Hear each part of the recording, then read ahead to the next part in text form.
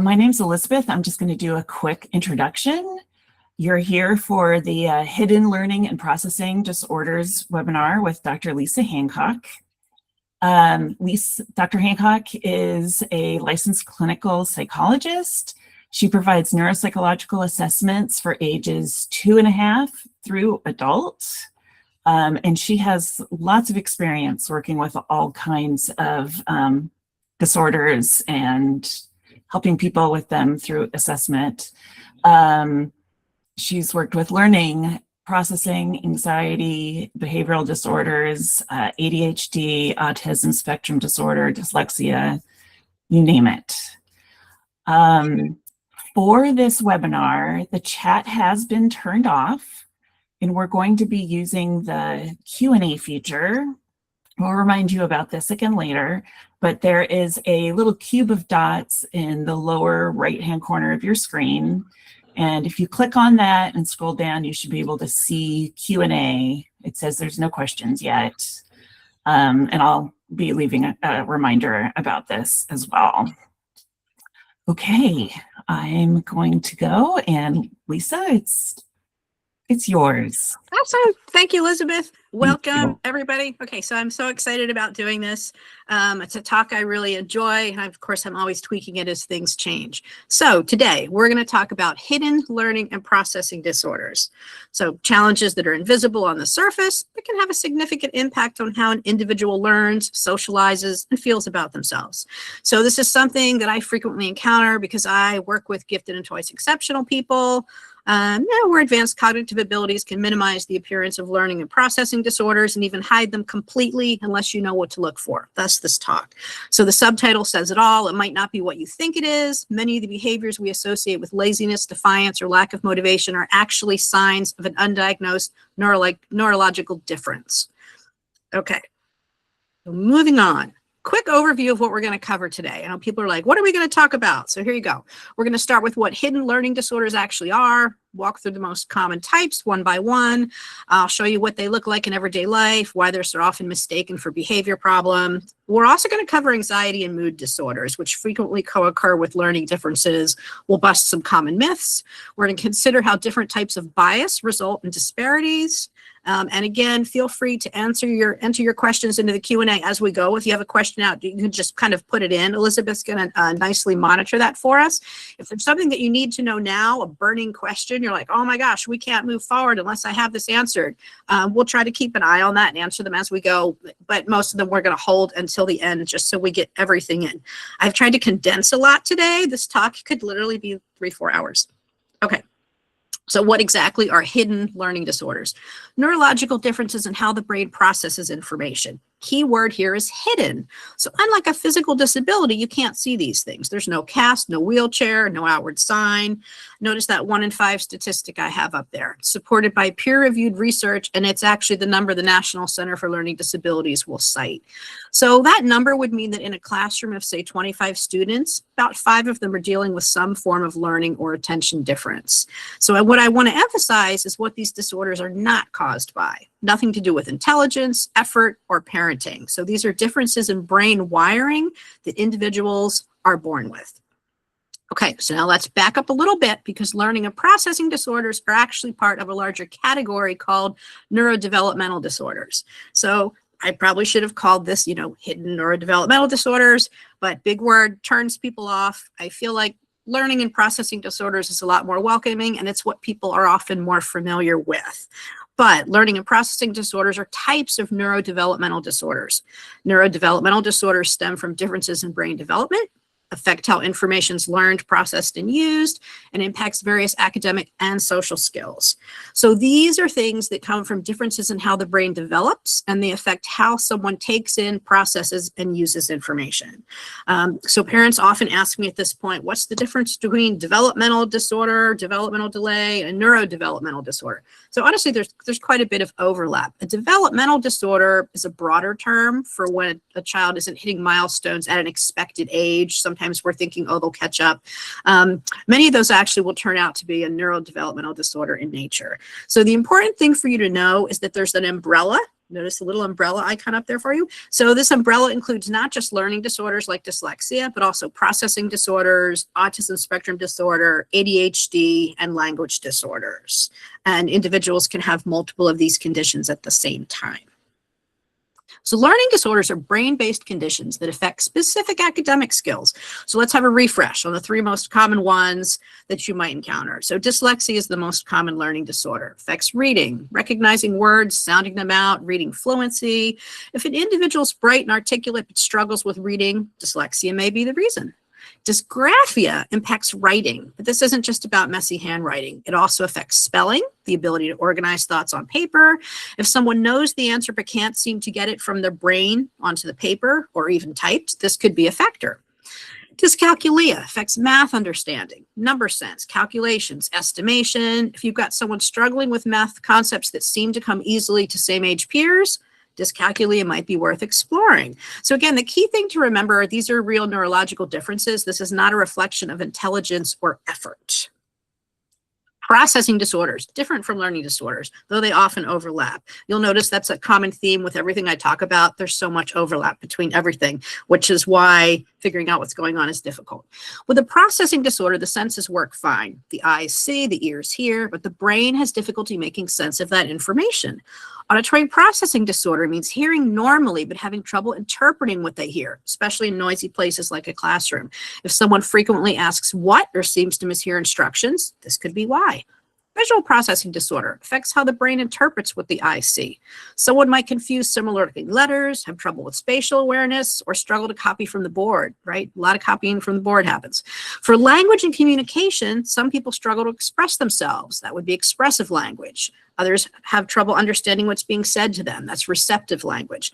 And then there's other things like mixed presentation, speech sound articulation disorder. Some of these are in the land of speech language pathologists. And then we also have difficulty with overall social communication or social processing, right? Things like reading body language, understanding sarcasm, following the flow of a conversation. Sensory processing disorder involves difficulty managing input from multiple senses at once. And then we have dyspraxia, also known as developmental coordination disorder, DCD. It's a big mouthful. Affects motor coordination and planning. Someone might seem clumsy or have sort of uncoordinated movements. I want to spend a moment on autism spectrum disorder, which I often shorten to ASD, and ADHD because they frequently show up alongside learning and processing disorders. Autism spectrum disorder, or ASD, affects communication, behavior, social interaction. The word spectrum is really important here. There's a lot of differences. No 2 individuals with autism are the same. Some may have more or less sensory sensitivities, strict routines, challenges with executive functioning, things like planning, organization, shifting between tasks, but the profile of strengths and weaknesses really varies. ADHD involves persistent patterns of inattention, hyperactivity, or impulsivity, or a combination. It's important to know, gang, that there are 3 different types. Some people are primarily inattentive, daydreamers. Some are primarily hyperactive, impulsive, and some show both. So it can look different, which is why ADHD can be hard to spot if it's inattentive type. So all these things frequently overlap. Someone might have ADHD and dyslexia or autism and dyspraxia. That's why a thorough comprehensive evaluation can be so valuable. It helps us see the full picture and then create the right support plan. So let's go in and take a look at these things in a little bit more detail. Dyslexia, most common learning disability, affecting 5 to 17% of individuals, depending on which study you look at. So on the left side, you can see I've got what dyslexia looks like day to day. Strong verbal skills often can carry on sophisticated conversations, but put text in front of them and they can struggle significantly. On the right side is what well-meaning adults often assume is happening. They're not trying, they're lazy. In reality, these individuals are working twice as hard as their peers just to keep up. Okay, classic red flag, someone who's clearly bright and articulate, but whose written work doesn't match their verbal ability. That gap is worth investigating. Auditory processing disorder. This is one of the most misunderstood conditions out there. Hearing test comes back normal. The person can physically hear sounds just fine. The problem is what happened after the sound goes through the inner ears, reaches the brain. Brain has trouble making sense of what it heard. Adults often describe these folks as selective listeners. They seem to hear what they want to hear, but it's not selective. It's that certain listening conditions, for example, a noisy classroom, can make processing much harder. Research actually tells us that roughly 3 to 5% of school-age kids are impacted by auditory processing disorder. Frequently occurs with ADHD, right? So right there you can see, okay, well, if someone seems to be not paying attention, is it auditory processing? Is it ADHD, or is it both? Like, this is what I get to do for work. Diagnosing can be really tricky. You might be treating someone for ADHD when the underlying issue is actually auditory processing and wondering why treatments aren't working. If someone consistently struggles to follow verbal directions, but does much better with written or visual instructions, that's a pattern worth noting. Visual processing disorders, another category. Eyes work fine, but the brain interprets visual information differently. Research has actually shown us a significant relationship between visual information processing and academic performance.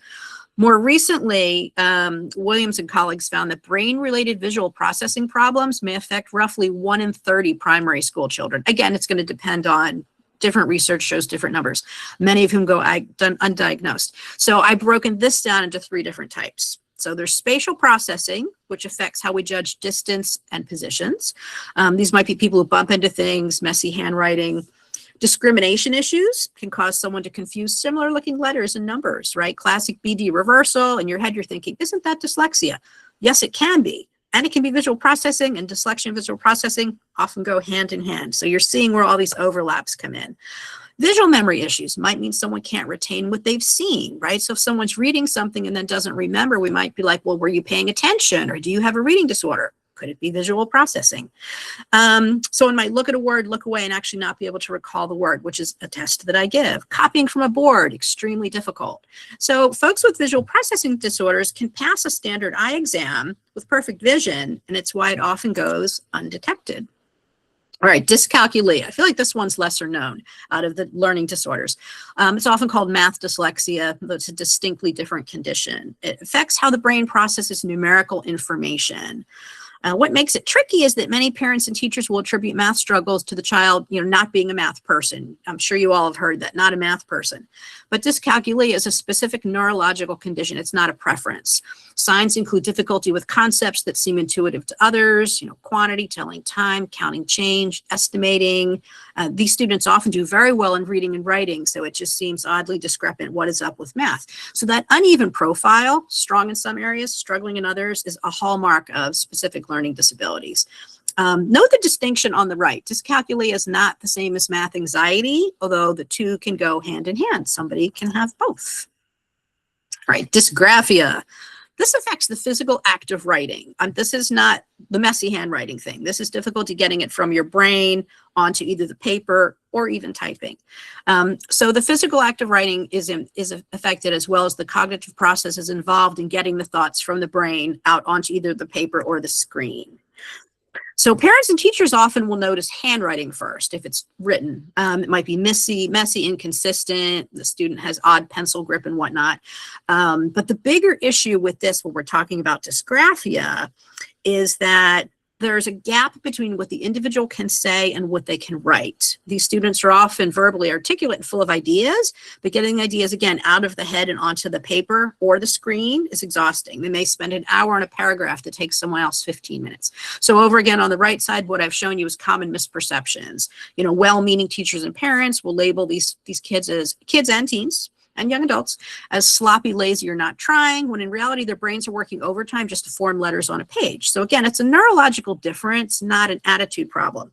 If written work doesn't reflect ability and writing tests consistently lead to tears or avoidance, consider an evaluation. Sensory processing disorder affects how the brain receives and responds to sensory information from the environment. There's 3 main patterns. Over-responsive individuals are overwhelmed by sensory input, covering their ears, refusing certain clothing textures, melting down in crowded places. Under-responsive individuals seem not to register sensory input that others find obvious, might not react as much to pain, seem kind of spacier in their own world. Then we have sensory seekers, craving intense input, can't sit still, touch everything, make loud noises, chewing on pens and pencils. They get labeled as hyper or disruptive. People instantly start thinking ADHD when it could be sensory processing disorder. And a lot of individuals will show a mix of those 3 patterns. But because the behaviors look like misbehavior, sensory processing is frequently misdiagnosed as a behavioral issue. All right, so this quote from Child Mind Institute says it perfectly. Kids and teens do well when they can. If they're acting out, there's usually a reason beyond they just don't want to. What we see as defiance might actually be someone who's overwhelmed by a task they can't do.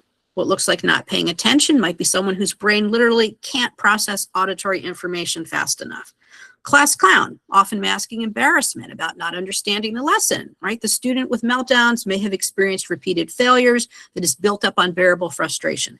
When we reframe the behaviors through the lens of a possible neurodevelopmental disorder, it completely changes how we respond, right? From punitive to support. So now that we've looked at some specific disorders, let's look at this from a different angle. The behaviors you see every day and what might be behind them. You could think of it as sort of a mapping common classroom behaviors to possible underlying disorders. All right, so this slide maps two common behavioral concerns: difficulty paying attention and appearing hyperactive or impulsive, to the disorders that can cause them. Notice that disorders. This is not just like Bing, this is ADHD. Okay, there are many possible causes.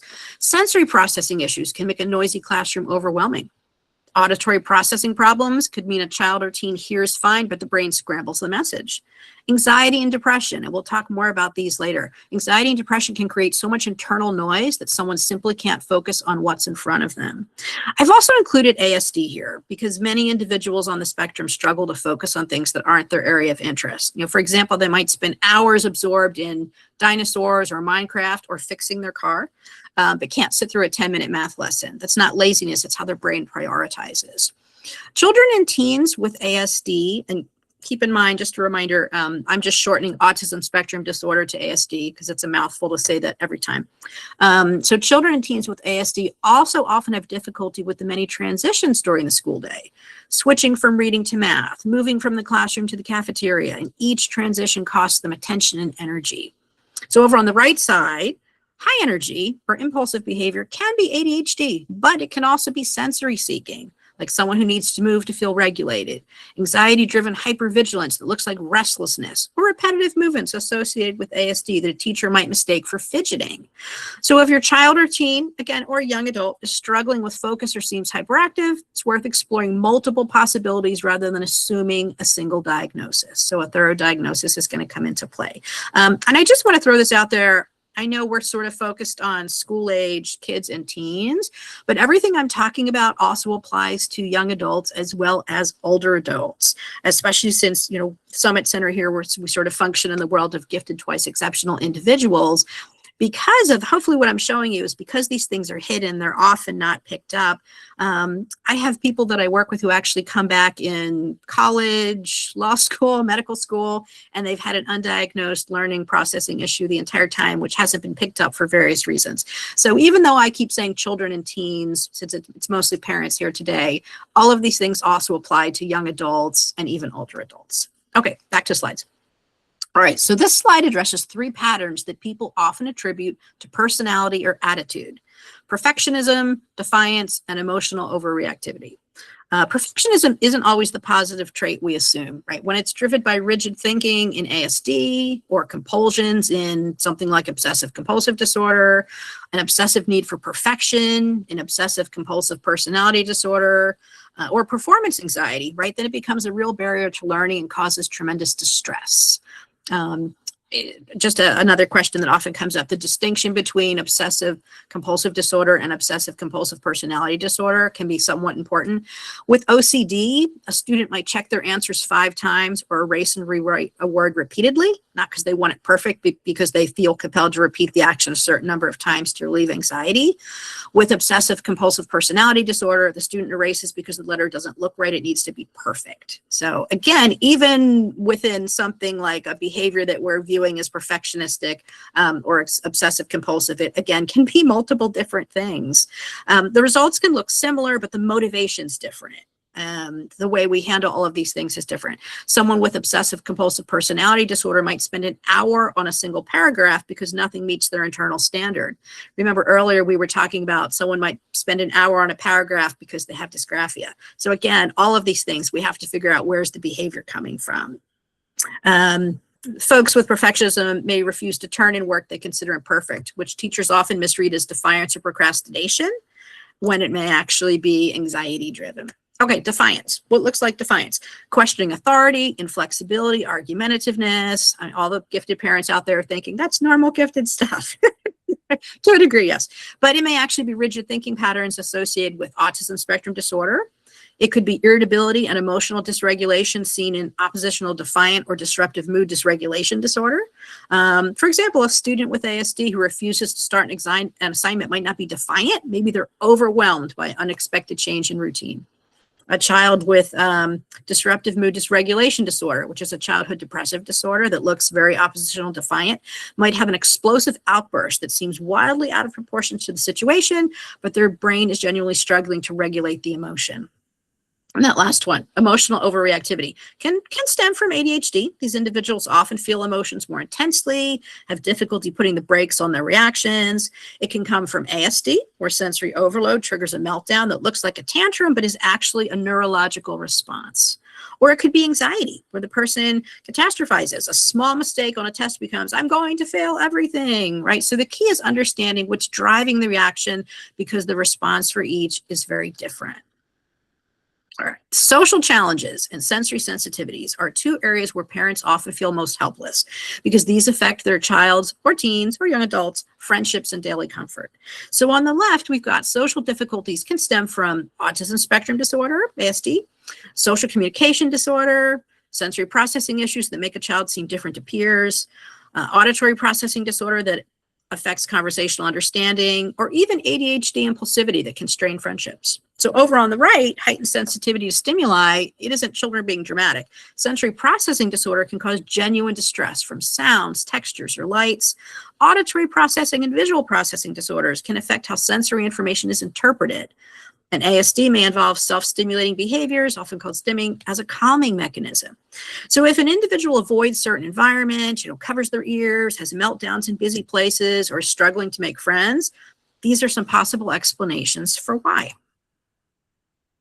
Disorganization and absent-mindedness are hallmarks of executive function deficits, which are common in ASD, ADHD, and specific learning disorders. Specific learning disorders being, dyslexia, dysgraphia, math disorders. That often surprises people. We hear executive function and we're like, oh, it's ADHD. It can be other things too.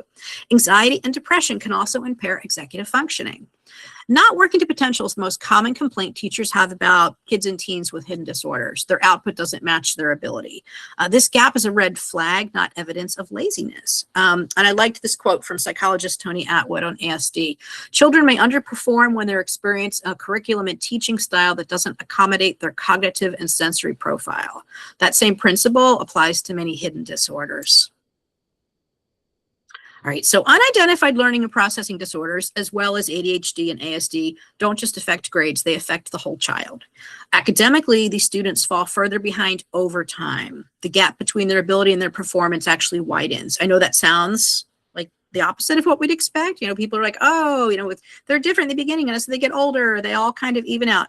No, not necessarily, especially with gifted and twice exceptional people, and with a lot of that is due to this, the hidden learning and processing disorders, right? 2E is gifted and having a thing. We're kind of talking about the things today. So these students, actually, the gap widens as they get older. And if you think about why, as you move up through the grades and even through life, curricular demands get harder, working memory demands, social demands, all the responsibility, it's more, right? So academically, actually, the gap widens. You might find older kids and teens avoiding certain subjects. Socially, the impact can be devastating. Some kids and teens struggle to read body language and social cues. Kids with dyslexia may avoid group reading activities. Children with social processing disorder might be excluded because their behaviors seem weird to peers. Emotionally, these individuals often internalize their struggles, right? They might think, I'm sure everyone has heard someone say, oh, I'm stupid. They blame themselves. Over time, this can lead to anxiety, depression, and learned helplessness. So research shows us that self-esteem damage from unidentified learning disorders can persist into adulthood, even after the academic issues are addressed. And that's why early identification matters so much. So each anxiety disorder disrupts learning and behavior in distinct ways. For my professionals in the audience right now, you're like, that last one's not an anxiety disorder. Yes, you're correct. It used to be. And then they sort of reclassified OCD, obsessive compulsive disorder, into its own category with some other stuff like hoarding and whatnot. But for our purposes, there's a lot of anxiety obviously inherent in OCD. I have put it here, and also because it's something that we commonly see. And so I didn't want to do a whole second slide and be like, this is OCD and it used to be anxiety, but now it's not. So yes, for my professionals, it's not really an anxiety disorder, but fits here. Okay. Generalized anxiety, impact on learning. What if thinking hijacks concentration, incomplete assignments, poor test scores, despite knowing the material, restlessness, constant reassurance seeking, avoidance of tasks they fear failing. Social anxiety, right? Impact on learning, avoiding group work, presentations, peer interactions, limiting collaborative learning. Silence could be misread as disinterest or defiance, leads to social isolation over time. Separation anxiety, impact on learning, frequent absences, tardiness, nurse visits for things like stomach aches, lost instructional time. In class, you might see tearful, clingy, preoccupied with the caregiver's safety. They're focused on, is mom or dad okay at home? Can't focus. And that last one, OCD, obsessive compulsive disorder, again, no longer classified as an anxiety disorder, but fits here. Impact on learning, right? Rewriting, rereading, rituals consume time, falling behind on classwork. Internal distress is exhausting, less cognitive capacity for actual learning. Symptoms often mimic attention or behavior problems, and these are frequently misidentified. Let's jump over to mood. So each mood disorder affects learning and behavior in ways often misread as laziness, defiance, or lack of ability. Major depressive disorder, impact on learning. It can show as irritability, not sadness in kids. That surprises some people. Being depressed is not always sad. It definitely can be irritable, angry, aggressive.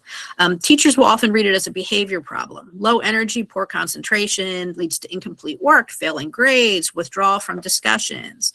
Disruptive sleep, can appear disengaged, fall asleep in class.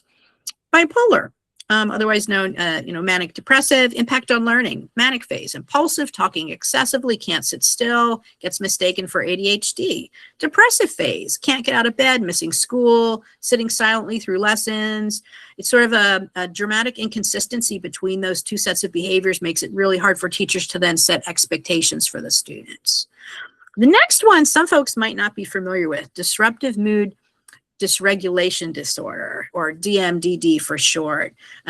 So this looks like oppositional defiant in the classroom. It looks like a child who's defiant, disobedient, doesn't want to do anything, but believe it or not, it actually stems from depression. So it is a depressive disorder. Explosive outbursts over minor frustrations, it ends up in disciplinary referrals, suspensions, lost instructional time. Chronic irritability between outbursts definitely impacts things like group work, and peer relationships will suffer. Persistent depressive disorder. This is something that goes on. It's not a single episode, persistent depression going on. Could be milder, but chronic over a year. Easy to miss. Kids might just appear flat or unmotivated. Slow erosion of academic confidence, steady grade decline, often labeled as just not trying. Mood disorders, frequently misidentified. Watch for things like persistent sadness, irritability, academic decline. Okay, myths. I promise we talk about myths. Here's 4 big ones. So first one, they'll grow out of it. They won't. Neurodevelopmental disorders are lifelong conditions. You're not going to grow out of something like dyslexia. But with proper support, individuals learn strategies to manage and thrive. The brain can develop compensatory pathways, but the underlying difference doesn't disappear. All right, our second myth. They just need to try harder. These individuals are often trying harder than anyone else in the room. Imagine reading a book where all the letters are moving around, right? No amount of trying harder fixes that. You need a different approach. Next one, smart kids can't have learning disorders. Believe it or not, this is a conversation I've actually had with people. This might be the most damaging myth of all. Many children with learning disorders are exceptionally bright. Their intelligence is actually part of why the disorder goes undetected. They compensate until they can't. And again, a reminder, I know the quote is smart kids. This applies to teens, young adults, older adults. And the last one, pretty horrific, it's the parents' fault. Okay, gang, screen time, discipline style, and how and when you read to your child do not cause neurodevelopmental disorders. All right, so I want to talk a little bit about bias. because there can be bias in terms of who's getting referred. Just like we know there's bias in who gets referred to gifted programs, there's bias in who gets referred for testing and, you know, who is accused of having some type of behavior disorder. Okay, so gender bias. Giftedness, neurodivergence, and cultural identity can create a masking effect. So evaluators have to separate processing disorders from cultural mismatch or environmental bias. So for example, boys will externalize frustration. So they get faster ADHD, oppositional defiant referrals. Gifted boys, disruptions are blamed on character, not lack of challenge. Girls, mask deficits using intelligence, eventually they crash because you can't keep doing that forever, and that gets mislabeled as anxiety, missing things like underlying autism or ADHD. Racial and ethnic disparities, okay, what we call the adultification bias. Black children are seen as older and less innocent. Sensory meltdowns get read as aggression instead of dysregulation. Twice exceptional underidentification, focusing on achievement gaps causes systems to assume low ability rather than recognizing giftedness coexisting with learning disabilities. And I know I'm kind of giving you a brief overview of these folks. Like, we could have had like a whole hour talk on each of these three. Cultural and systemic barriers. So assessments normed on Western middle-class standards. Multilingual processing delays get misread as noncompliance. Cultural behaviors, things like wait time, indirect eye contact, can be misinterpreted as autism or social emotional deficits without cultural competency. So all things to consider, both when you're discussing the behaviors, you know, in terms with your families and with school, and when you're discussing the behaviors with whoever you've selected to do neuropsychological assessment, these would be things to consider and bring up. Clinical red flags for misattribution. Okay, inconsistency. Child can perform a task on a Tuesday, but refuses on Wednesday. So this usually points to fluctuating executive function or cognitive fatigue, not defiance. When we see day-to-day variability in a child's performance, that's a hallmark of neurological processing differences rather than a motivational issue. The splintered profile, and I'm sure these are all things people are sitting there thinking, yes, I've heard of this. High verbal ability combined with low processing speed. So this gap creates immense internal frustration that often boils over into behavioral outbursts. The child or teen knows what they want to say or do, but the brain can't execute at the same speed, right? Adults often misread this frustration as attitude or defiance. Environmentally dependent success. Child or teen excels in one-on-one settings, but acts out in loud, crowded classrooms, right? And hopefully you're thinking, oh, is that sensory processing? So this suggests a sensory or processing overload, not willful misbehavior. The environment is the variable, right? Not the child's character. So the key reframe with this stuff is understanding that these layers require moving away from the question, what is wrong with the child or teen, and toward, how is this person's brain interacting with an environment that wasn't built for them, right? So the single shift in perspective, it sort of can transform how we evaluate, how we diagnose, and how we support children's, teens, young adults, older adults with hidden learning and processing disorders, especially those whose identities place them at the intersection of multiple biases. Right? Remember that whole slide we did before? We kind of briefly ran through 3 overarching categories of biases. There's a lot more that we could have done with that. All right, take me into my next slide. There we go. Oh, good. I think it changed. Okay. So signs actually show up earlier than many parents realize. In preschool, watch for things like delayed speech, trouble learning the alphabet, difficulty with rhyming. So these are not just late bloomer signs, right? They can also be early indicators of something like dyslexia or language processing issues. Remember, way back at the beginning, we were talking about, well, what's the difference between a developmental and a neurodevelopmental issue? So in terms with developmental, it means you're not doing things developmentally sort of in sync with your peers. And it's not like things are like, oh, this happens on day 15. There's usually a range, right? Like this should happen between 6 and 9 months, and this should happen between 18 and 24 months. So sometimes someone's a little bit off kilter between their peers and developmentally, but there'll be a catch up. But often, again, these can be signs of things. It's not just a late bloomer. There's not going to be a catch up because there's actually some type of underlying issue. In early and elementary years, classic signs emerge: slow reading progress, letter reversals that persist past age 7, difficulty with basic math facts, handwriting that requires enormous effort. And hopefully, since you've listened to the whole beginning of this talk, as I'm saying these things, your brain is going, oh, slow reading. Could it be dyslexia or could it be visual processing? Letter reversals. Could it be dyslexia or could it be visual processing? Difficulty with basic math facts. Could that be a math disorder? Handwriting. Could that be some type of dyspraxia? So hopefully that's where your head is going. All right. So by upper elementary school, the gap between ability and performance becomes harder to ignore. Remember we talked about people are like, oh, well, yeah, kids kind of even out. They'll all be the same as they get older. No, for this stuff, the gap actually widens. And it's by upper elementary that we usually start to see the gap between ability and performance.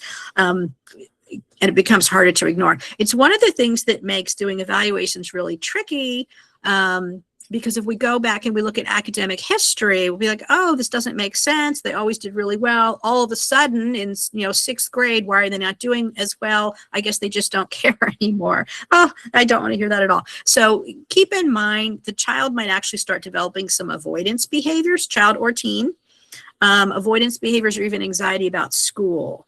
Homework battles can intensify, and it can also be innately confusing for the child or teen, because they may actually be having more difficulty now than they did when younger, which makes sense. If you remember, we talked about as you move up through the grades as well as through life, curricular demands increase, working memory demands increase, social demands increase, right? All the demands and responsibilities increase. So sometimes you're able to compensate until the point where you can't. The load is too heavy, and then we start seeing these things. Yeah. So that's when we start to see homework battles, avoidance behavior, anxiety about school. By middle school, compensatory strategies that got them this far will start to fail. And this is often when parents are first seeking evaluation. Ideally, we would catch this much earlier. Going back to the very beginning of this presentation, all those different behaviors and things that I was showing you we were talking about, hopefully you're able to pick up with those now, and we can get kids in the door much earlier to do interventions. So the takeaway from this is if something feels off, don't wait. Early intervention produces dramatically better outcomes than waiting to see if the child or teen catches up. And if you go in and you find out, oh, actually, no, there is nothing there. It's whatever. It's a new teacher and they're having trouble connecting or something, like, okay, there's nothing bad about being told that your child doesn't have dyslexia or doesn't have ADHD. But it's really important to do the evaluations earlier so we can catch things earlier and provide supports.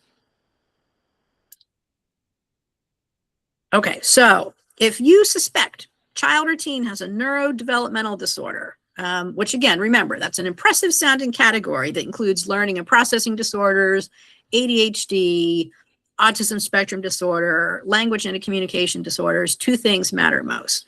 You want to trust your instincts, right? Because you know your child or teen better than anyone. If something feels off, it probably is. Don't let anyone dismiss your concerns. Don't wait for someone else to raise the flag. So you want to go ahead and consider a comprehensive neuropsychological evaluation. Okay, so this is really different from what schools do. And I want to take just a few minutes to explain the difference between what I do and what a psychologist or a learning specialist would do at school. So at school, when we're doing testing, school testing is looking for functional impairment, a child who's not doing well, either academically, socially, behaviorally. They're looking for functional impairment. They don't give diagnoses. The goal is to determine what is the impact on the child, where they experiencing difficulty with success functionally, and then put a plan in place, whether it's a student success team, a 504 plan, or an IEP plan, to address the student's needs so that that student can be successful all around. What I do is a little bit different. What I'm actually doing is giving diagnoses. So we're doing testing, we're determining whether or not the child, teen, young adult or adult meets criteria for all those different things that we talked about: learning disorders, processing disorders, ADHD, ASD, language, communication. And if they meet criteria, then we're actually giving an actual medical diagnosis. You might be like, okay, what do we need that for? Sometimes you actually don't. Sometimes people want the diagnosis because it helps them to articulate difficulties with school. Sometimes the diagnosis can be helpful in terms of insurance. Sometimes people's insurance will cover something like speech therapy, psychotherapy, reading services, if there's an actual disorder. So I always like to point out that there is a difference between schools looking for what's the functional impact and let's put a plan in place to help the child succeed. My job is to also do that part, but I'm also looking at, does the child meet criteria for an actual diagnosis? Okay, So I like to always point out that that's different. So a school evaluation is going to focus on academic performance, but a neuropsychological evaluation maps out how the child or teen's brain processes information. We're looking at attention, memory, visual spatial skills, language, executive functioning, and more. It sort of gives you a full picture of that individual's unique strengths and challenges, which is essential for understanding what's really going on. You're probably like, strengths, why are we asking about strengths? So one of the best ways to help a child work on an area of weakness or challenge is through their strengths. And so you always want to make sure that an evaluation includes what are the child or teen's strengths. So a school evaluation may tell your child qualifies or doesn't qualify for services, special education services. A neuropsychological evaluation tells you why your child or teen is struggling and what to do about it. So that's the difference. Okay. All right, so I want to leave you with, oh yeah, and we're totally going to be on time to have 15 minutes of Q&A. I'm so excited. So I want to leave you with 5 key takeaways here. Okay, so first, disorders are neurological, not motivational. When you see a struggling child, teen, young adult, whatever, look beyond the surface behavior. Ask what's getting in their way rather than why won't they try. Second, early identification changes everything. Research is clear. The earlier we identify and support these individuals, the better their outcomes across academics, social skills, and emotional well-being. Remember that whole 2 slides we did on anxiety and depression, right? So not taking care of these things will land you in anxiety and depression land. So third, protect your child's self-esteem. Emotional damage from years of unidentified struggle can be harder to repair than the academic gaps. Help your child or teen understand that their brain works differently, not defectively. I feel like we're doing a much better job with this today, with sort of explaining things to kids in terms of this is just a different brain wiring, different way of thinking. Nothing wrong with you. Actually, the problem is we're just not teaching the way you learn. Fourth, you don't have to do this alone. Build your team, connect with your school, find specialists, attend sessions like this, reach out to other parents who understand. And finally, be aware that gender, racial, and cultural bias significantly affects who gets diagnosed and who gets overlooked. Girls, children of color, multilingual learners are consistently underidentified. Advocate for equitable, culturally responsive evaluation so every child and teen gets the support that they deserve. Okay, yay! So I get so excited about these. Again, we could have been here for 3 hours. So I tried so hard to make sure we would finish in time for 15 minutes of Q&A. And actually, I think I've actually finished at 12:42 because I was so worried we wouldn't have time for Q&A. So just some final reminders up there on the screen. You want to reach out to someone to schedule a consultation to discuss learning, behavior development. You want to ask about signs. What does the behavior mean? Ask about evaluations. How do I do this? Who does this? How do you work? Do you consider biases? And then next steps, right? Generally, when you go to someone to do testing, there's always going to be, okay, what do I do next? Okay, so Elizabeth, I had a little cue here to ask you if we still had time for questions, but we obviously do. So I don't know if we have any questions because I cannot see the questions. We definitely have time. A few have come in, and just a reminder for everyone, you go to the cube that's down in the lower right, and then you select Q&A from there. That's how you get to that. Okay, so the first one that came in was back when you were talking about all the different kinds of disorders, and someone asked, where does NVLD fit in, meaning nonverbal learning disorder? Nonverbal learning disorder, yeah, that's an awesome question.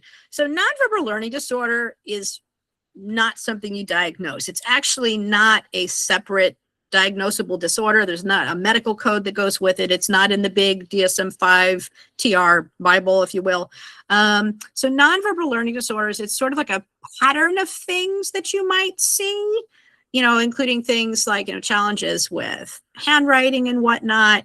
So when people come in and they're like, oh, well, I want to have my child evaluated for nonverbal learning disorder, my first question is, tell me exactly what you're seeing and what are your concerns? And then we go in and we look at all the individual parts separately. Back in olden times, people used to be like, oh, nonverbal learning disorder, it's a type of autism and whatnot. So we don't really do that anymore. People will still discuss them in terms of nonverbal learning because they're trying to explain okay, these are things you can be highly verbal and have this bunch of other stuff that kind of goes along with it. So again, with nonverbal learning disorders, you want to look at, okay, what exactly are you seeing? What are your concerns? And then I'm going to go in and evaluate all the different parts of it separately. Hopefully that makes sense. That's great. Okay, and now we have a mom. She says, we have a new IEE scheduled for my 2E son. He's diagnosed with ADHD combined type, but as he gets older, I suspect there may be additional unidentified learning disorders. Can I ask the psychologist to test for dyscalculia, dysgraphia, and both visual and auditory processing issues? Okay, so IEE is independent educational evaluation. So independent educational, so let me just explain what that is in case anyone's like, what does that even mean? So independent educational evaluation is where your child is part of a school system. And often the school has already done an initial evaluation. And for whatever reason, the parents or caregivers would like more. They would like a broader scope of that or something. Sometimes the schools don't have the specific tests that the parents might want. Like, for example, auditory processing, a lot of the school districts don't have actual tests of auditory processing that an audiologist would use, so I do. So I'm often doing those. Or sometimes, with schools they're looking at which behaviors are causing challenges. They're looking at functional impact. Oh, here's the behavior. We're going to now test for this. But all the things that we talked about today, you all know that it could be 5 different things explaining the behavior, not just being, oh, it's ADHD because someone's not focused. And so sometimes, parents will say, okay, so we feel like the scope just wasn't as wide. We'd also like these areas tested for. So for example, one of the ones that I just recently did, the school did a beautiful job of evaluating, but I have a much broader set of tests. And then there's some areas that I would like to test for just because I know they go along with the areas where some weaknesses were found, but they're not things that you would necessarily see in such a young age. So with an IEE, parents usually go through the testing process with the child's school, and then there's a meeting where they then say, we'd like these additional things done.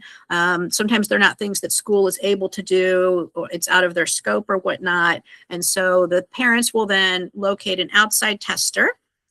The outside tester does have to be approved by the school. So when someone comes to me, we talk about, what additional things the parent would like tested.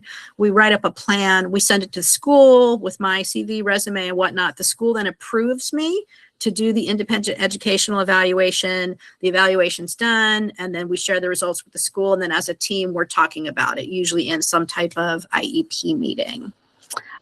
So in terms of other things, yes, you can always be like, oh, so, I've noticed when we're doing math homework, my child does this. Like, I'm wondering if there's a math disorder. And again, the challenge is, because I know Summit Center, we're here talking a lot about gifted and twice exceptional individuals. Sometimes you might be picking up on something that school can't see, and so you'd like something else looked at. I'll give you an example. My family history of dyslexia. Everybody's dyslexic. Grandfather, dad's brothers and sisters, cousins, my brother, like everybody's dyslexic. And so when one of my kids was in, I think it was either kindergarten or first grade, he kept getting upset because he really wanted to read a book, but just couldn't. So given the family history and me watching how much he really wanted to read this book and how much he was struggling, instantly my head was like, oh, family history, strong dyslexia, he probably has it too. Let's do early testing so we can get him some help. Whereas school thought I was bonkers. They're like, a child who can't read at 5 or 5.5 does not have dyslexia. That's age appropriate. So I had the additional benefit of information, like I had family history, getting to watch the behaviors at home. There's no way they could have known that. At school, his behaviors were completely age and grade appropriate. So sometimes you just have the benefit of additional information, family history, observational things at home, where you've got a little bit extra information and you're like, I think this is there, and you're trying to be proactive. Does that answer that one? I hope. I think so. The person had also asked if there were any specific tests to ask for ADHD or for hidden unidentified learning disorders, dyscalculia, dysgraphia.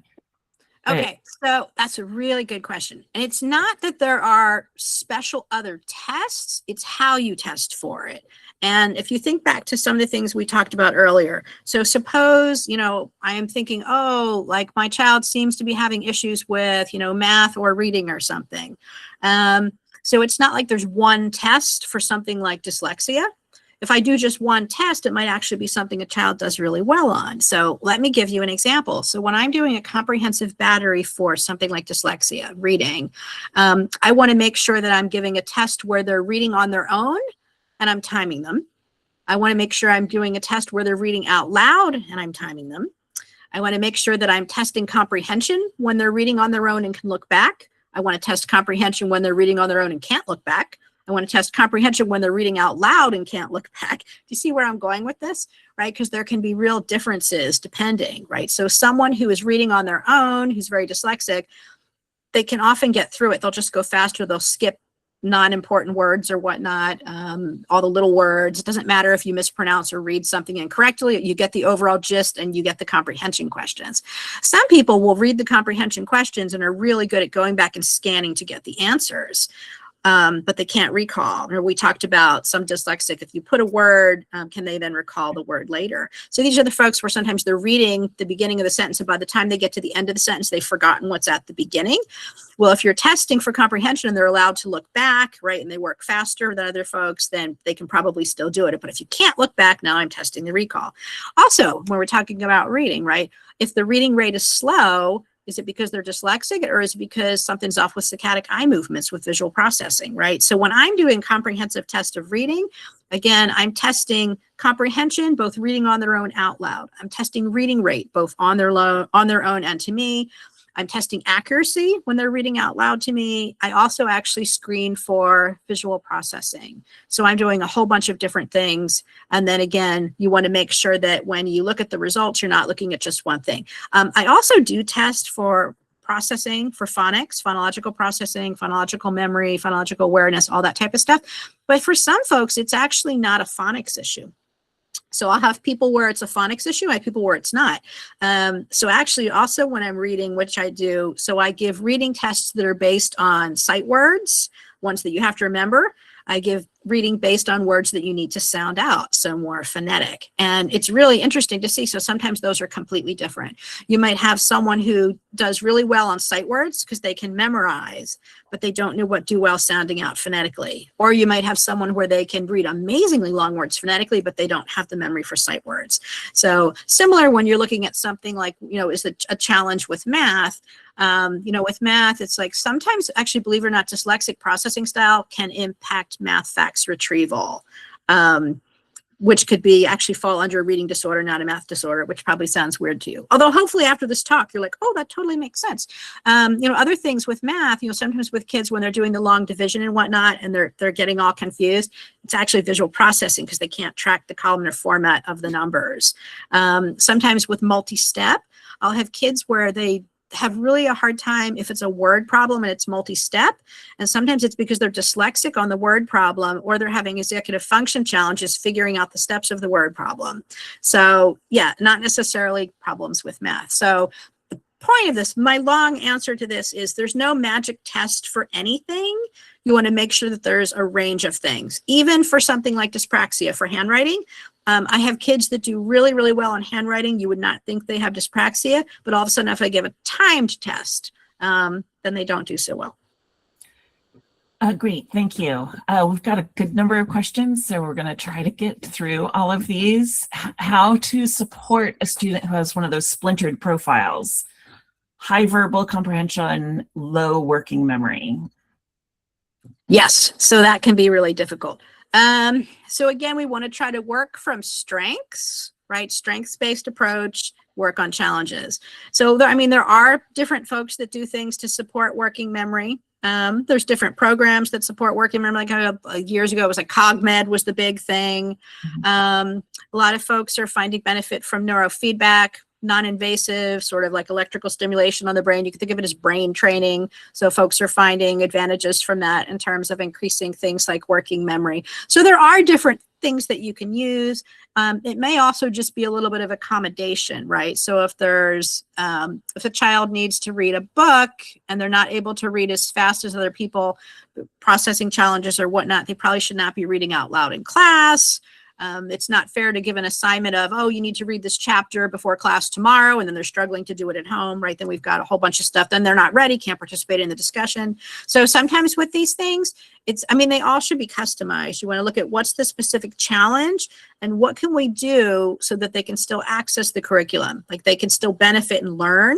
And again, the goal is not to just be like, oh, you don't have to do it, right? That's not helpful to anybody. The goal is to tweak it in such a way. We have to remember, what is the goal? Right. So like if the goal is to read the book, to be able to participate in the discussion, what can we do? Like, can we give it on a audiobook that's speeded up to 1.5 for a really fast brain? And then they listen and read along with it. There's all kinds of strategies that we can use.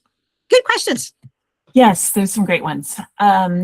Next, I suspect my son has auditory processing issues. Is this its own thing, or does it fall under a bigger umbrella?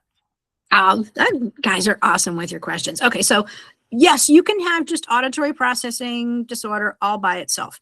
That being said, it's also really common for people to have dyslexia and auditory processing, right? You can kind of see how those things kind of go along, right? Like the sounds of words and whatnot, auditory processing. It's also really common for people with autism spectrum disorder to have auditory processing disorders. People that have any kind of impaired hearing, like mild hearing loss or whatnot, really common for them to have auditory processing disorders. So yes, you can have auditory processing disorder all by itself. But there's also sometimes other things that it goes along with. But you can definitely test just auditory processing. And it's really easy. I can screen auditory processing in 20 minutes. That's an easy one. Here's a related question. How do you distinguish between auditory processing disorder and just not being able to block out background noise? Got it. Okay. So we have to remember, we also need to look at with auditory processing, there's so much other stuff. So auditory processing, yes, they're hearing, but the brain's not quite processing. You obviously can also have challenges with what we call ADHD, right? Attentional challenges, visual or auditory. So anytime I'm testing for auditory processing, and or ADHD, I'm always screening for the other one to making sure I don't misdiagnose. Can you have both of them? Yes, you can. And remember, there's also sensory processing disorder, right? So if it's something where someone has significant sensory processing sensitivities, maybe they're totally distracted by something that's out in the schoolyard and they can't pay attention to what the teacher's saying, right? So we've got auditory processing, ADHD, sensory processing. Remember, we also talked about anxiety and depression too, right? If someone is super anxious about a test that they have in third period, they may not be able to function in first or second period because they're so focused on that. And then we have to look at, why are they anxious about it? Are they having trouble in the class? Or they have perfectionistic tendencies? There are kids that literally have a 100 percentile average in a class and are throwing up before a test because they're so nervous they're going to do poorly, which we know they're not. So yeah, it's looking at all the different behaviors. When you go in to have your child or teen, young adult, or yourself tested, you just need to be like, this is what we're seeing. And then that other person is going to ask you all kinds of questions that are related about, okay, so maybe we should also test these things. Oop, I can't hear you, Elizabeth. Sorry about that. Thank you so much. Another related question. I have one child who's gifted with social communication disorder and another child who's also gifted with central auditory processing disorder, both receiving therapy. How do we know when the educational environment should be changed, such as to a specific school or something else instead of traditional public school? Oh, I see. Yeah, that's a really good question.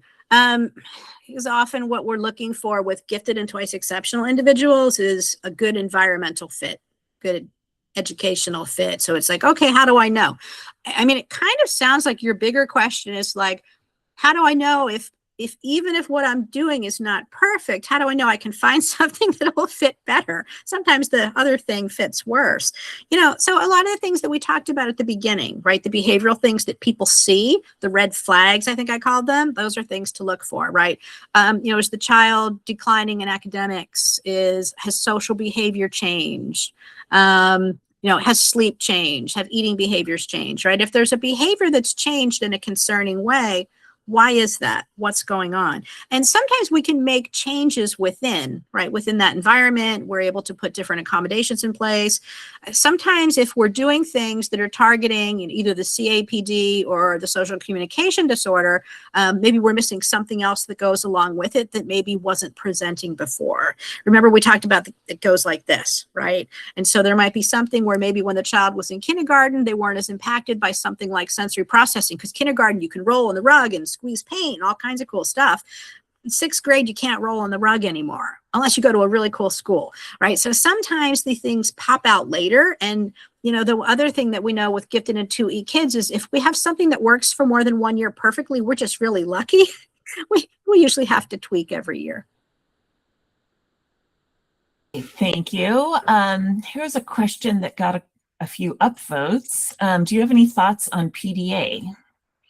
Yes. So PDAs, not many people are up on PDA. So actually, I'm a level 3 PDA certified evaluator. Can you tell people what it is in case? Which is kind of odd.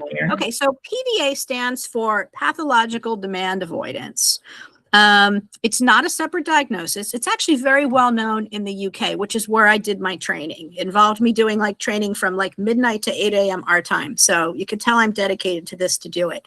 So with PDA, it's basically considered a subtype of autism spectrum disorder. It's actually been around, believe it or not, since 1983. Dr. Elizabeth Newsom is the doctor that what she was noticing was a particular pattern of behaviors in kids that didn't fit autism. And she's like, what is this? So some of the things are, obviously the extreme demand avoidance, which is where pathological demand avoidance or extreme demand avoidance, that's why we use PDA term for it. Extreme avoidance of demands. The person may even avoid doing things that they want to do because it's a demand on themselves. They often have imaginative play, right? As soon as I imaginative play, you're thinking, autism, there's no imaginative play. PDA, there can be imaginative play.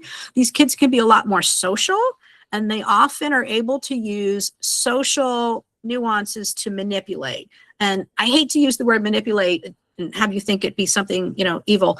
The manipulation is to reduce anxiety. So pathological demand avoidance is an anxiety-driven need for control.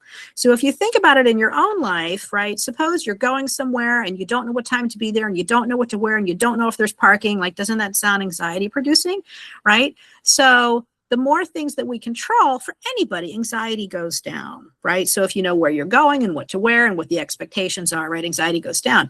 So for a person with PDA, there's a whole lot of anxiety in the world. And so they want to try to control the variables to reduce their anxiety. One of the ways to control is to just refuse the demands. I'm not going to do that. So a lot of times when these kids come in the door, they have a prior diagnosis of oppositional defiant. We also have to be careful that we're not missing disruptive mood dysregulation disorder. A child with a depressive disorder can also look like oppositional defiant, which can look like PDA. So I think the overall takeaway for PDA is it's not a separate diagnosis. It is an autism diagnosis, but it's a different presentation of autism. It looks different because of the anxiety-driven need for control. So you need to work with that person very differently. You also need to test that person very differently, which is one of the reasons that PDA North America is a really good website to check out, which is why they train us, people who work and test PDA individuals. It has to be done a little bit differently. Again, we could talk about PDA for the next 2 hours. I know, there's so many topics. If anyone has asked a question but needs to leave, these will be on the recording, so they'll be available later. But we're also past 1 o'clock, so yeah, and I can't actually see the questions or how many are left, which is maddening. There's 2. I think I've got 2 we haven't got to. Someone also has their hand up. Which I can't see either. Yeah, so I'm not quite sure how to This, deal with that. it might be someone who doesn't know how to get into the Q&A. Maybe their screen's wonky. Yeah. So anyway, I don't know if that, sometimes if I click on them, I let them in, but at any rate. Okay, well, we should be able to get through the last two. So yes. Okay, sorry. This person is an EF coach. How do I help parents reframe their frustration when their child's inconsistent performance may actually reflect a hidden learning disability rather than lack of motivation, which you would Got talk it. about? You could encourage them to seek further evaluation for whatever the other thing is. Because that's really, and especially, and executive function. I love executive function coaches. Thank you for being you. So executive function deficits can be part of ADHD. They can be part of autism spectrum disorder. They can be part of specific learning disorders. And what we know, 2E or twice exceptional, the number 2, it sounds like you have gifted in one other thing. Most of the 2E individuals I work with have more than one other thing. It's really common to have different things. It's really common to have, auditory processing and dyslexia, or really common to have dyslexia and visual processing, or really common to have anxiety and any of the above things, which can obviously impact executive functioning. Yeah, so if it's something where you feel like, okay, so we're doing things that are supposed to be helping, parents are still frustrated, you can go back to them and you can say, okay, so these things take time. This is an ongoing process. A lot of my young adults are still doing executive function coaching actually through college and grad school. And believe it or not, I have quite a large number of older adults I do executive function coaching with in terms of like job, career stuff and whatnot. So it's not like, ding, you take a pill and executive function challenges go away. So we do have to have some patience there. But if they're concerned, they may be having some type of innate parent spidey sense that okay, something else is still going on, then you could just encourage them. And when you come in for a consultation, you're not walking in and signing yourself up for all kinds of stuff. You can just request just a consultation. I have some folks where they want to do the regular hour consultations, but I have folks that are like, I really just need a half hour. Can you do that? Yeah, I do it all the time. Sometimes people just want some reassurance. Okay, I think we have a last question. Well, the last one I've got, for a PG, profoundly gifted, and 2E kid, what's the benefit of having an updated WISC when a whole new neuropsych is probably not needed? And the last testing was WPSI, WPPSI, and pre-diagnosis. Okay, that's got multiple parts to it. Okay, so if the only test is the WPSI, yes, I always recommend doing the WISC. WPSI gives much more limited information as compared to the WISC. The WISC gives us expanded index scores on verbal and fluid reasoning. It gives us visual spatial. It gives us auditory and verbal working memory, right? Where we don't have the auditory working memory on the younger one. And then visual motor processing speed. So it gives more information. You might be like, so what do we need more information for? So I noticed you said PG, which is profoundly gifted, right? 5 standard deviations. So as cognitive abilities go up, the likelihood of 2E goes up. It's kind of like your consolation prize, cognitively advanced, here, you get the other junk that kind of goes with it. So usually with PG individuals, if there's a thing, there's multiple other things, which is really hard to pick up, right? Which is the whole point of this today, is hidden learning processing disorders. And so the WISC does a really good job of helping to point some of those out, because I can look for discrepancies, right? So I'm looking at discrepancies between math and verbal. I'm looking at discrepancies between auditory and visual. I'm looking at discrepancies between verbal and nonverbal. It's not like one magic number. There are so many numbers. We can literally get 20, 30 different index scores out of just doing a regular WISC. The other benefit of the WISC too is we have extended norms, whereas we don't on the WPSI, and the WISC will also enable you to get your child into some different programs, Davidson, Johns Hopkins, all those different types of things, where if a child is uneven, maybe visual processing or working memory are not as high as the highly to profoundly gifted scores they're getting on verbal, fluid reasoning, or visual spatial. A lot of places, they can't take an index an index score because it only has 2 subtests, whereas the full scale would have 7 to 10. But if we give the expanded, which is 4 subtests, most places will now take that, and it is a recommendation by places like NAGC that places do admit students based on an expanded index score. So yes, the benefit of giving the WISC over the WIPC, much more information, access to programs, but you want to try to give it as young as you can for best results, because with the WIPC, the closer you get to the age limit, which is 16 months, 11 years, there are less above age questions for your child to answer, which means we can't extrapolate out to get the higher, possibly truer score, because as you go up, there's just less above age things to test. Okay, we can actually talk about that for an hour. We have a couple more. People still want to get answered. Have just another couple minutes. A little bit longer. All right, what else? How young can you observe persistent depressive disorder? So the youngest person that I've ever worked with that had depression was 3. And yes, it was a profoundly gifted person. So gifted kids can often have, well, and twice exceptional. It's difficult because they have this awareness of what's going on around them, right? A more neurotypical child might not be listening to someone listening to the news in the background. But gifted twice exceptional kids, they're listening, they're paying attention, and they have an understanding of what's happening, but they don't necessarily have the emotional experience and bandwidth to deal with the problem. Examples, a 3-year-old sobbing in the car because there's a homeless man on the side of the road. Slightly unusual for age 3. They understood that this man didn't have a home, and they were just completely overwhelmed by the emotions.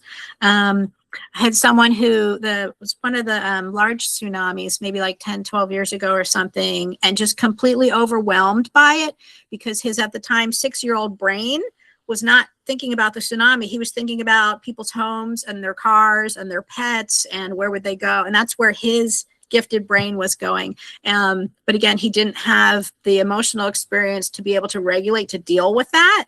It's not like as an older person, you're like, oh, that's fine. But you're not sitting curled in a ball completely incapacitated because that's all you can fixate on. So yes, you definitely could see. And then with gifted people, I usually see existential depression much younger. It's not uncommon to work with elementary age kids, sometimes even pre-elementary, on what we consider existential depression. Why are we here? Why is the world not perfect? Why is that person doing something that sucks, right? Like it kind of, yeah. And so again, you have to honor that, and you have to find someone who's going to work with them therapeutically, who understands that, okay, this is a very young person who has an understanding of what happened, and they want to talk about all the if-thens. Sometimes people are also freaked out that very young gifted people want to talk about like death and the afterlife and what happens, and like that's a concern.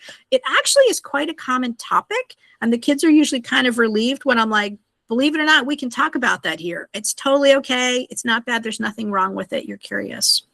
So yes, you can have depression in people very young. Just need to work on it. Yep, so you've muted yourself, Elizabeth. This is from the same person. How do you distinguish between low working memory, ADHD, and symptoms of CPTSD? Know what that is. Which is complex post-traumatic stress disorder. Yeah, so trauma can impact many things. The same way that anxiety and depression can impact many things. So if you're talking about working memory, if you're talking about, okay, is it attention, is it trauma, you can actually assess all those different things. They can all be, so, for someone that's having those issues, I might be testing auditory and visual working memory. I might actually also test memory and learning, visual, auditory, pictorial, all those different things. And then you can also assess for, if it's a child and you're assessing for, trauma, there's different ways to do things. You're not just going to be like, oh, have you had trauma? Fill out this checklist. Now we do all kinds of sneaky things. We're playing games. We're using pictures. We're using stories.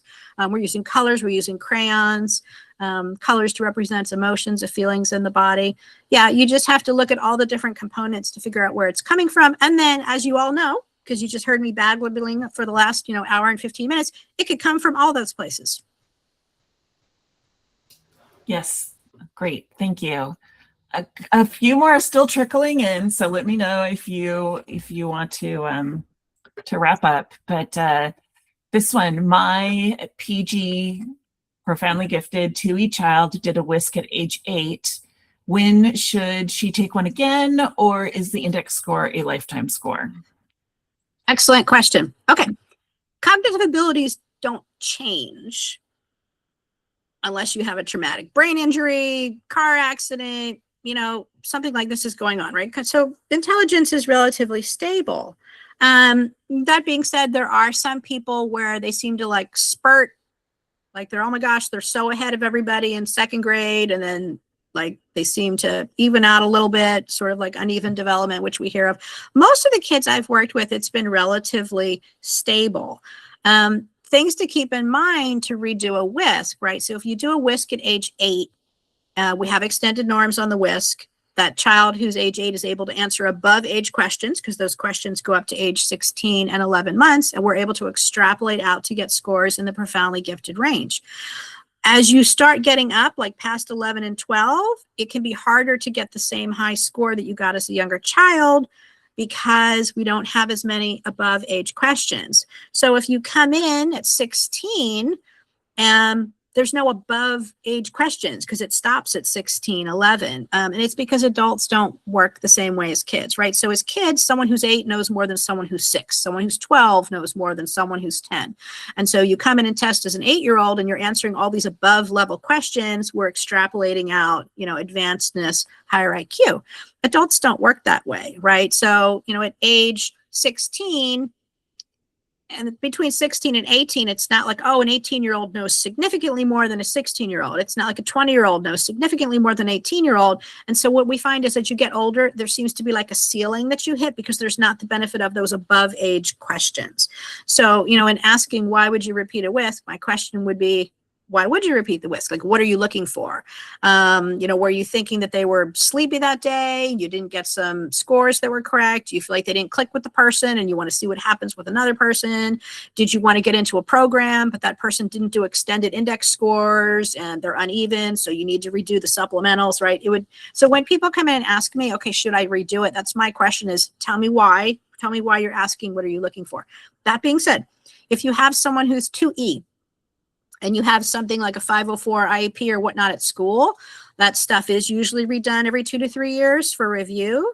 And then keep in mind, if it's something where you have a twice exceptional child and you have accommodations for something like College Board, SAT subject tests, whatever, they often want things to be within 3 years.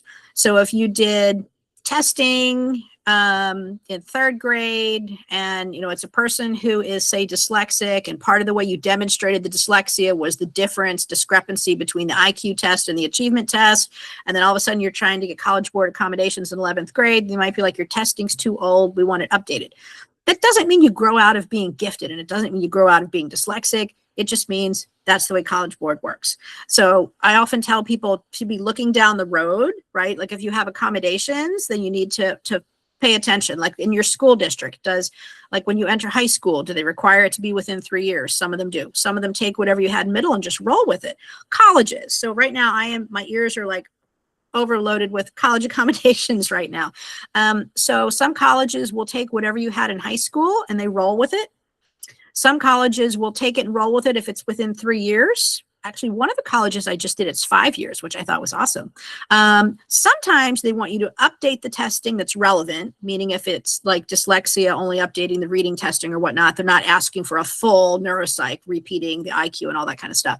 And then some colleges, not necessarily my favorite, they want everything within 3 years and they want the entire thing repeated. The IQ, the achievement, everything. They give you a list of specific tests that they want, which I feel like is a really unnecessary additional time and resource cost to the family, but it's the school they picked, so we have to go with it. So yes, that's an excellent